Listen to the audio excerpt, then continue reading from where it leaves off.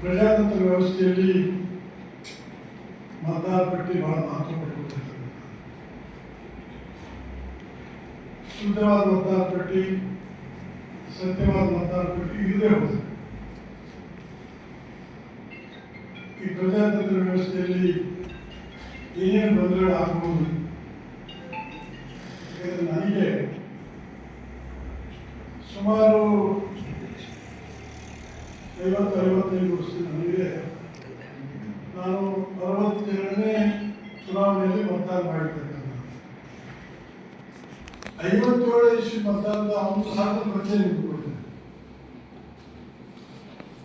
57ರಲ್ಲಿ ballot paper ಇತ್ತು, ಮತ ಪೆಟ್ಟಿಗೆಗಳಿರ್ತದೆ. ಪ್ರತಿ ಅಭ್ಯರ್ಥಿಗೆ ಒಂದೊಂದು ಪೆಟ್ಟಿಗೆ ಇರ್ತದೆ, ಒಂದು ಪೆಟ್ಟಿಗೆ ಇರ್ತಿದ್ದಿಲ್ಲ. ಪ್ರತಿ ಅಭ್ಯರ್ಥಿಗೆ ಒಂದೊಂದು ಮತ ಪೆಟ್ಟಿಗೆ ಇರ್ತದೆ. ನಾವು ಮತಚೀಟಿ ತಗೊಂಡೋಗಿ ಹಾಕಬೇಕಾದ್ರೆ ಅಭ್ಯರ್ಥಿ ಪೆಟ್ಟಿಗೆಯನ್ನು ಗುರುತು ಮಾಡಿ ಆ ಪೆಟ್ಟಿಗೆಗೆ ಆ ಮತಚೀಟಿ ಹಾಕಿಬಿಡ್ಬೇಕು. 57ರಲ್ಲಿ ನಮ್ಮ ದೇಶದಲ್ಲಿ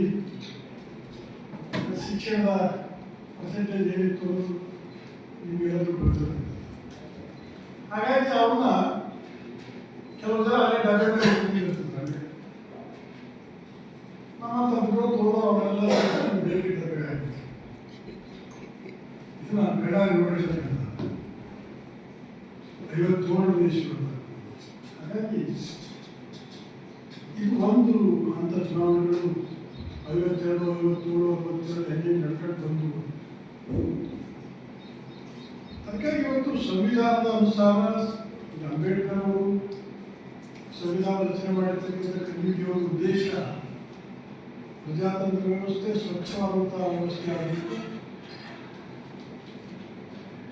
ಈ ದೇಶದ ಪ್ರತಿಯೊಬ್ಬ ಪ್ರಜೆಗೂ ಕೂಡ ಒಂದು ಮತದಾನದ ಹಕ್ಕು ಇರಬೇಕು, ಹಕ್ಕಿನಿಂದ ವಂಚಿತರಾಗಬಾರದು ಅನ್ನೋದು ಉದ್ದೇಶ. ಹಾಗಾಗಿ ಅದು ಸರಿ ಇರದೆ ಹೋಗುತ್ತೆ ಅಥವಾ ಅದನ್ನು ದುರುಪಯೋಗ ಮಾಡಿಕೊಳ್ಳುವಂಥವ್ರೆ ರಾಜಕಾರಣಿಗಳು ಸಹಜವಾಗಿ ದುರುಪಯೋಗ ಮಾಡಿಕೊಳ್ಳುವಂಥ ವಿಚಾರವನ್ನು ಯಾವಾಗಲೂ ಕೂಡ ಮಾಡ್ತಾ ಇರ್ತಾರೆ. ಅದು ಯಾವುದೇ ರೀತಿಯಿಂದ ದುರುಪಯೋಗ ಆಗದ ರೀತಿಯಲ್ಲಿ ಶುದ್ಧೀಕರಿಸಬೇಕು ಅನ್ನುವಂಥ ವಿಚಾರ ಇಟ್ಟುಕೊಂಡು ಏನು ಭಾರತ ದೇಶದಲ್ಲಿ ಪರಿಷ್ಕರಣೆ ನಡೆದಿದೆ, ಇದು ಅವಶ್ಯಕವಾಗಿ ನಮಗೆ ಬೇಕಾಗಿರ್ತಕ್ಕಂಥದ್ದು. ಇವತ್ತು ಆಧಾರ್ ಕಾರ್ಡ್ ಇರ್ಬೋದು, ಅನೇಕ ಇವತ್ತು ಯಾವುದೇ ರೀತಿಯಿಂದ ಮೋಸ ಮಾಡಲಿಕ್ಕೆ ಸಾಧ್ಯ ಇಲ್ಲ ಅನ್ನುವಂಥ ಒಂದು ವಾತಾವರಣ ಇವತ್ತು ನಿರ್ಮಾಣ ಆಗಿರ್ತಕ್ಕಂಥದ್ದು ಡಿಜಿಟಲೀಕರಣ ಮೂಲಕ ತಾಂತ್ರಿಕವಾಗಿ ಬಹಳಷ್ಟು ಬದಲಾವಣೆ ಆಗಿರುವುದು. ಈ ಸಂದರ್ಭದಲ್ಲಿ ನಾವೆರಡು ಕಡೆ 3 ಮನೆಗಳಿಗೆ ನಾವೇ ಉದಾಹರಣೆ ನಾನೇ ಇರ್ಬೋದು, 2 ಕಡೆ 3 ಕಡೆಗೆ ಓಟ್ ಹಾಕಿರ್ತಕ್ಕಂಥ ಉದಾಹರಣೆ. ಹಾಗಾಗಿ ಇವೆಲ್ಲವೂ ನಿಲ್ಲಬೇಕು, ನಿಜವಾದ ಮತದಾರರಿಗೆ ಹಕ್ಕು ಸಿಗಬೇಕು ಮತ್ತು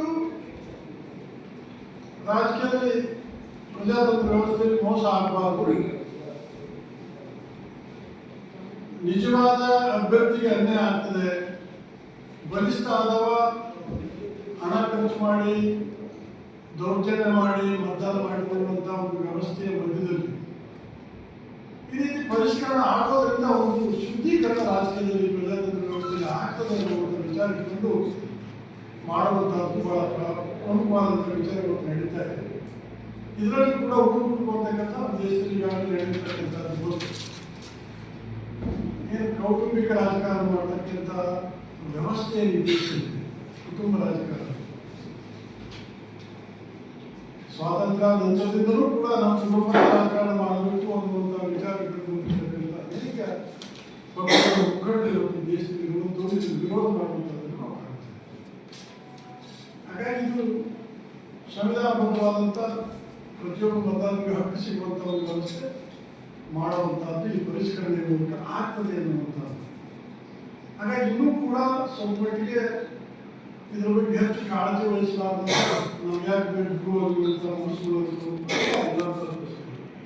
ಅತಿ ಬಡವರು ಇರ್ಬೋದು, ಅತಿ ವಿದ್ಯಾವಂತರು, ಅತಿ ಬುದ್ಧಿವಂತರು ಮತದಾನದಿಂದ ವಂಚಿತರಾಗ್ತಾರೆ, ಮತದಾನವನ್ನು ಕಡೆಗಣಿಸ್ತಾರೆ. ಜನರು ನನಗೆ ಬೇಕು ಅಂತ ತಾತ್ಸಾರ ಮಾಡ್ತಾರೆ. ಆದರೆ ಕುಡಿ ಮಾಡೋಂಥ ತಾತ್ಸಾರ ಮಾಡೋದು ಬೇರೆ ಮಾತು. ಅದು ಈ ದೇಶದ ಪ್ರಜಾಪ್ರಭುತ್ವದ ಅರಿವಿರುವಂಥ ಬುದ್ಧಿವಂತ ಜನ ತಾತ್ಸಾರ ಮಾಡುವಂತಿದೆ. ಅದೊಂಥರ ಪ್ರಜಾಪ್ರಭುತ್ವಕ್ಕೆ ಅನ್ಯಾಯ ಮಾಡಿದಂತೆ.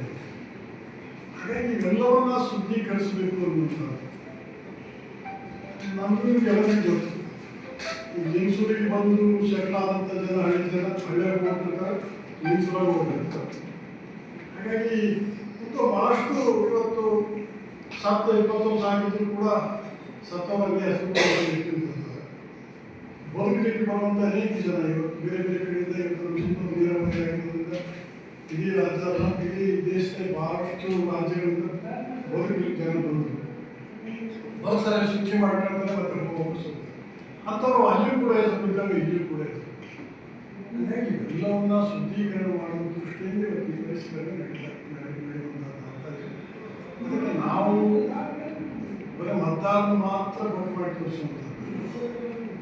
ಪ್ರಜಾಪ್ರಭುತ್ವದ ನಂಬಿಕೆ ಇರುವಂಥ ವಿದ್ಯಾವಂತ ಜನರಿಗೆ ನಾವೆಲ್ಲರೂ ಕೂಡ ಆ ಎಚ್ಚರಿಕೆಯನ್ನು ಸಮಾಜದಲ್ಲಿ ಮೂಡಿಸುವಂಥ ಪ್ರತಿಯೊಬ್ಬ ಮತದಾರರಿಗೆ ಎಚ್ಚರಿಕೆ ಬರುವಂಥ ರೀತಿಯಲ್ಲಿ ಕೆಲಸ ಮಾಡಬೇಕಾದ್ರೆ ನಾವೆಲ್ಲ ಅದೇ ಕರ್ತವ್ಯವನ್ನು ನಾವು ಭಾವಿಸ್ತೇವೆ.